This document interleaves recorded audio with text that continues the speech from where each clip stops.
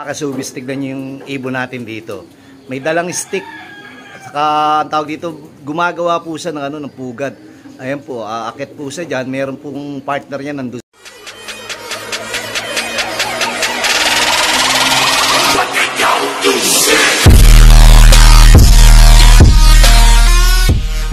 Kasubis, tignan nyo yung ibon natin dito.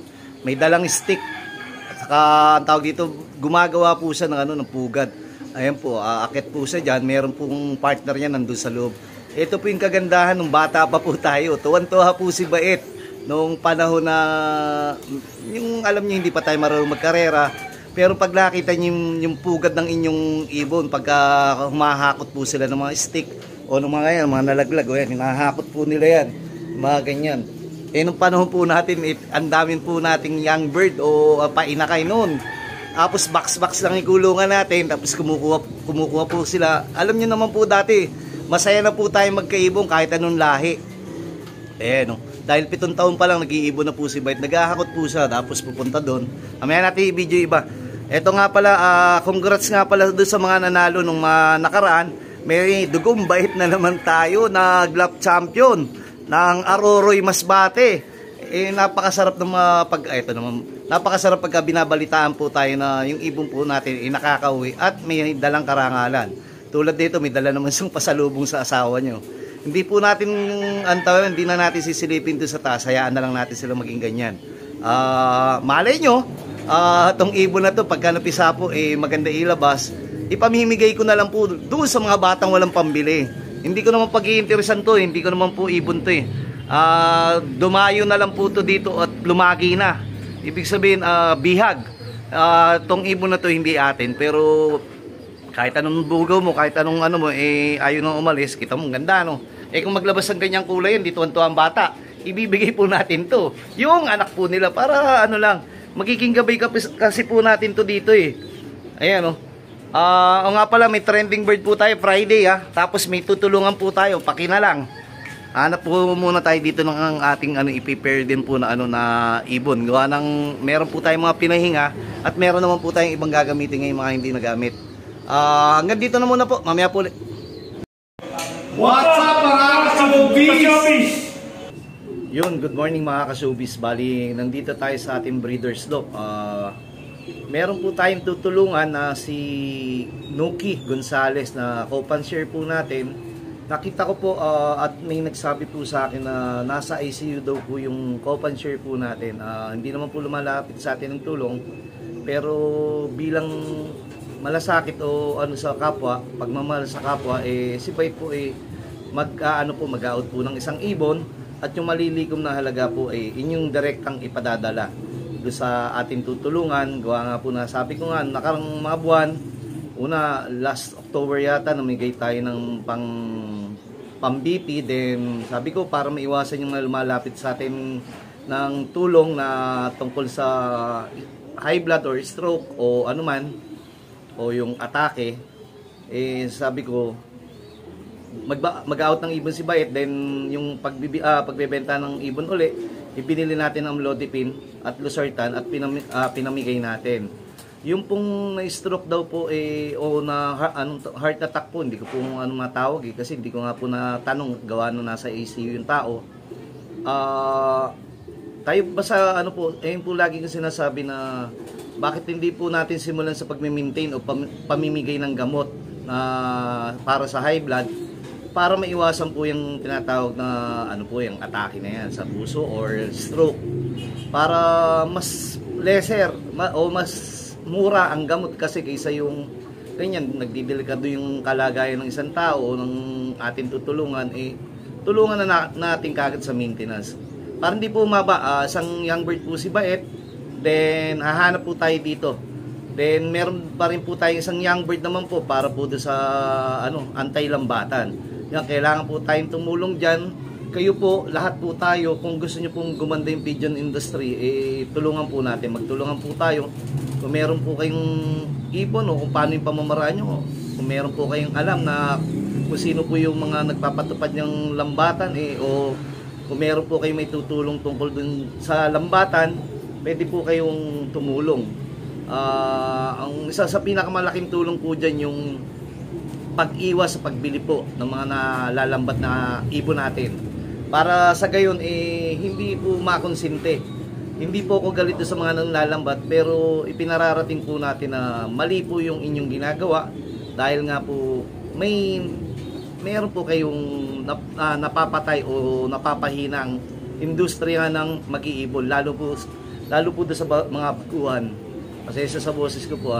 Basta ganito na lang po, iikot po ako dito, hanap po tayo dito ng ating ating i-out. Abangan nyo rin nga pala, may trending bird. Alam nyo naman yung trending bird eh. Yung trending bird po ni Bait Friday na. PM nyo lang si Pare Rex Toriano. May nilabas po ako, ito po, anak po na itong nanalo nung nakaraan sa isa natin sinuksukan. Uy, may tawag po si Bait. Nanalo po nung nakaraan sa ating isang sinuksukan. Sandali po sagutin ko muna po yung ang tawag dito. Mamaya tuloy na lang po natin. Sige po. What's up mga ka-showbiz? Yun o! Salamat! Eto, balik tayo mga ka-showbiz. Tumawag lang sa atin si Mang Lloyd. Ngayon, tuloy ko, yung kanina yung sa Grisel, meron po yung kasama sa Trending Bird. Abangan nyo po yun sa Friday po. Ngayon naman po, naghanap po ako ng mga inakay, susuksukan ko po ngayon. Ibibideo ko po to sa reels ko para makita nyo. Kung out ko lang po siguro, mag-out po ako ng para po sa antay-lambatan, para makatulong na rin po ako. 5,000 lang po, isang young bird. Hindi ko naman mapapa-auction dahil hindi ko alam kung sino namumuno ngayon ng antay-lambatan pa-auction o meron ba o wala. Hindi katulad dati, nagpa-auction tayo dyan. Ngayon ito kusang gagawin na lang natin, direkta na lang natin sa tao para mabilisan. Tapos kayo na bahala magpadala doon sa namumuno ngayon ng antay-lambatan. 5K, ano bang pwede kung may bibidyo ko kung anong ipon. Ito kasi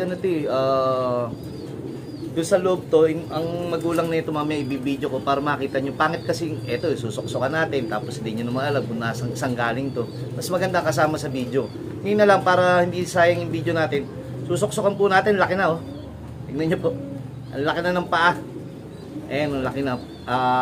Ang katulong po natin sa pagsuksok po ito pong Johnson's baby oil. Baby oil. Baka naman, ito. Sumang total, ito, kaya sinusuksukan po natin, hindi na po pwede dito yung pang MacArthur, masyado nang malaki yung paa. Kaya club ring na iba. Ito po may nagpasuksok sa akin, nabigyan ko na po ng dalawa, pinasobrahan. Ginawang 6, sabi ko tama ng dalawa, akin na lang yung sing-sing, babayaran ko na lang. Wag na daw, okay na daw yun. Di ako nagagamit. Ngayon tong ibon na to, ayan, papansinin niyo po, ayan, may pasok na po kagad natin. Ngayon, hahawakan niyo po dito ng basahan. Ayan po, para hindi din po kayo madulas. Kahit malaki po yung paa niyan, hindi po magsusugat yan kasi madulas. Ako, maganda po. Ito po, napasok ko na po. Ayan, dandan, nahawakan ko na. Pasok na po siya. Ngayon, susundutin po natin ang ballpen. Wala po tayong panundot na ibe. Ayan, susundutin natin ballpen. Ganito po kasimple, yung malaki nyo pong inakay, halos 1 week na to o ilang days na. Tingnan nyo yung laguna ng ano. Kasi dapat ang inakay, depende pagka yung mga gantong ayan, BBCM, may inner ring pareho. Dapat mga bago yung bago pa lang mag 5 days, malagyan nyo na. Gawa nga nung magsusugat o mapuputol lang yung daliri. Sayang yung ibon. Etong isa, mas malaki. Susubukan natin ha. Pakita ko lang, mas malaki to, walang sing-sing. Yun. Ito naman pamamaraan na to, alam nyo na rin naman doon. Para lang po doon sa mga nagtatanong, doon sa mga baguhan. Ilang araw ba susuksukan? Kasi depende. May ibon na katulad nito, malaki na. Pero pwede pa suksukan. Gawa nga ng yung lahi ng mga ibon ko, maliliit. Kahit na ibig sabihin, matured na to eh. Hindi na to sisiw na ilang days lang eh. Basta para mga 8 days patas na to eh. Ayan po, hinahata ko lang po. Wala na yung basahan. Tignan nyo po kasi yan. Ayan po yung pa oh. Madulas lang po talaga pero ayan. Tanggal na po. Hindi po siya nagkakasugat. Ayan. Ito po yung simpleng pamamaraan na yung ibon po natin pwedeng suksukan kahit malaki na. Mapera yung mga may inner ring, kasi pag may inner ring, napakahirap niyan. Magsusugat lang, kawawa pa yung ibon, baka mamagap yung pa. Ito, simple lang po, ayan po. Balik ko muna po ito sa magulang niya, din video natin, saglit po. What's up mga ka-showbiz? Ito mga ka-showbiz, bali may pangako tayo na sasama tayo sa laban sa antay-lambat Ito po, isang young bird po nito i-out natin. Yung isa nakapanlaban MMFC. Itong hen po, yung pinakananay po, anak po ni 8 overall. Super cock. Kung basta family foundation na natin to. Then, cross kay Mami Basco. Si Mami Basco yung asawa ni Daddy Basco na naglabas ng Basco Champion at multiple winner at overall po natin. Yearly, meron po magagandang resulta na galing po sa pamilya nito. At ito naman po, isa rin sa pinakalumang pundasyon din po natin.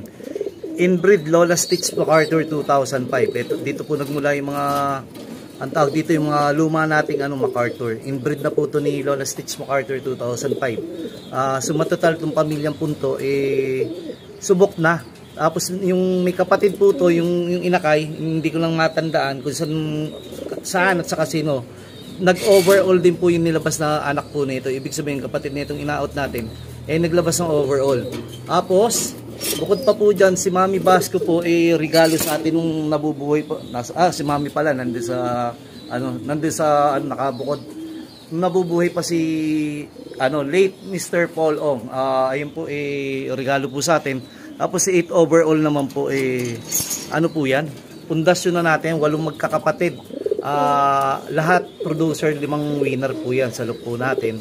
Kasama po sila Tacloban winner, si Miss Calbayog, at ang tawag dito, marami po sila, si Mr. MVP, si Popoy's Pride.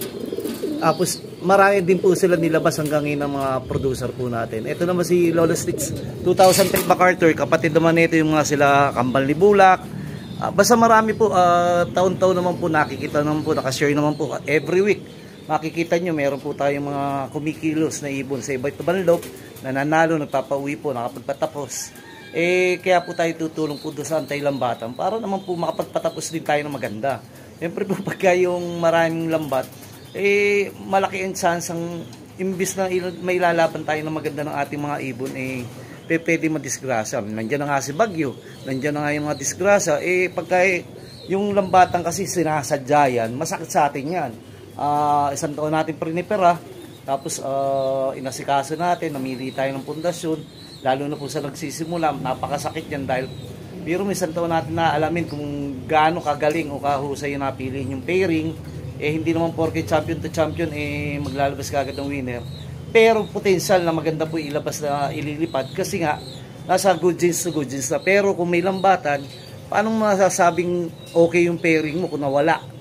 Hindi mo naman alam kung nalambat ba o hindi. Tapos pangalawa, makikita mo yung ibon mo nasa lambatan, binebenta, ipatutubos sa'yo, masakit sa atin para sa isang panser po yan. Mamaya po ituloy natin, nahanap naman po ko yung pang naman, yung para po sa nasa ECU nating tutulungan. Sige po. Yun, Showbiz, bali ito lahi po ng ng Mota Cross Oscar de Brent Cross Mickey Mouse. Then ito naman po kapatid ng Basco Batanes champion natin. Dahil ito naman po yung inakay nila. Teka, bumagsak yung pinto. Bali yung inakay po nila, i-out po natin para po dun sa pantulong dun sa kay Nuki Torres ba yun? Nuki Torres na nasa ICU po ngayon. I-out po natin yung isang ibon po nila. 5 kiss na lang po para mabilisan lang, para yung malilikom na halaga kayo rin po ang direkta magpapadala po doon sa pamilya ng ating tutulungan. Ginagawa po natin to para kahit paano guminhawa naman dahan-dahan yung pakiramdam ng mga nangangailangan, makasama man lang tayo sa simpleng pamamaraan. Ibon ni Bait, tulong nyo, lambing natin doon sa kapwa natin, at sasamahan natin ng maraming dasal. Doon po sa mga hindi makakapag-avail, natin, samahan, malaking bagay na po yung dasal sabi ko nga, ang hirap na ng buhay, kung hindi pa tayo magtutulungan o hindi tayo magdadamayan, lalo mas masakit yan, mas masakit sa sa pakiramdam. Kaya tayo po hanggat maaari, hanggat makakatulong, tutulong po. Meron din po tayo sa Antay Lambatan, check nyo na lang po yan, ipopost ko rin po. Ito, lalagyan na pala natin sing-sing to. Tignan mo naman itsura ni ate. Anak ni Stitch Sakang, saka ni Tacloban. Golden na nilalabas na ito sana mayroon man lang kahit isang off color dyan. Tapos ito naman po yung kapatid mismo po ito ngayon ng nanalo ng CPRC nung Calbayog Lap Champion din. Tatlo lang po silang pumarte ng Young Bird. Nagkaubusan po yata nung panahon in 2023. Kay Paring Rita si Paring Rita nagsoksok, pero yung totoo, yung magulang naman nito galing din naman sa akin pareho. Sumatotal, mga Basco Batanes yan, kapatid ng Basco Champion, binigyan natin si Paring Ritan. Napakilos na naman nila. Nakaraan kasi, yung unang batch yung napakilos niya, ano naman yung first overall, second overall ng NFC. Kung nilaro ng MMFC, medyo mas maganda-ganda ang kitaan nun, o maganda-ganda sanang karangalan. Pero panalo is panalo. Nang itlog ka na bate? Hindi pa nangingitlog. Kanina ko pa pinapakiramdaman to eh. Ito po yung mga oldies but goodies natin. May tinanggal po tayo dito si Stitch, ang tawag dito, si Love at First Sight, at saka si tawag dito yung Basco natin. Ginawa po natin inilagay po natin yung anak doon sa labas. Gawa nga pong yaya system. Pagka matatanda po, isang clutch lang din pahinga. Tapos ano po kasi numinipis pagka nilalaro, kinakasa po natin. Kaya ginagawa ko yaya system. Mamaya po uli, ang init. Inom muna po ako ng tubig. Sige po.